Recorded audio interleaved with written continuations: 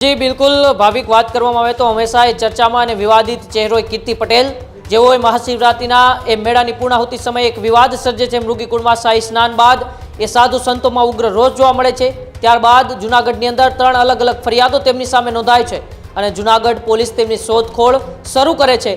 સૌપ્રથમ રાજકોટથી તેમની શોધખોળની શરૂઆત થઈ છે, પરંતુ એ શોધખોળ કરતાં કરતાં જૂનાગઢ પોલીસને બાતમી મળે છે કે કીર્તિ પટેલ એ રાજસ્થાનના ઉદયપુરમાં છે અને ત્યાંથી 2 દિવસ પહેલાં તેમની ધરપકડ કરીને તેમને જૂનાગઢ ખાતે લાવવામાં આવે છે। જૂનાગઢ તેમનું મેડિકલ ચેકઅપ પણ કરવામાં આવે છે અને ત્યારબાદ તેમને ગઈકાલે એક કોર્ટની અંદર સવારે રજૂ કરવામાં આવે છે। ત્યારે પોલીસ 5 દિવસના રિમાન્ડ માગે છે, પરંતુ એ કોર્ટ છે 1 દિવસના રિમાન્ડ મંજૂર કરે છે।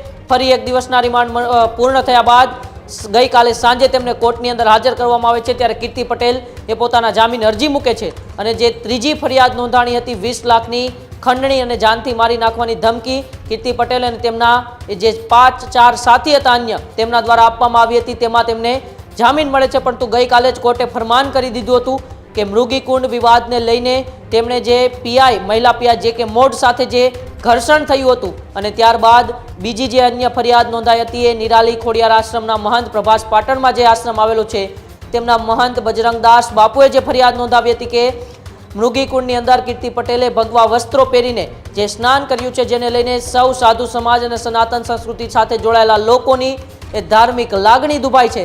એને લઈને હવે એ જ ફરિયાદને લઈ અત્યારે કીર્તિ પટેલ જૂનાગઢ પોલીસ સ્ટેશનની અંદર હાજર થઈ છે અને તેમની પૂછપરછનો દોર શરૂ કરવામાં આવ્યો છે। આ પૂછપરછની અંદર કીર્તિ પટેલ એ જૂનાગઢ મહાશિવરાત્રિના મેળા દરમિયાન કયા આશ્રમની અંદર રોકાણા હતા, ક્યાં એવા સાધુ સંતોએ તેમને આશરો આપ્યો હતો અને સાથે સાથે ભગવા કપડાઓ આપ્યા હતા, આ તમામ પ્રકારના ખુલાસાઓ પણ આ પૂછપરછમાં થઈ શકે એવી સંભાવનાઓ છે અત્યારે ભાવિ।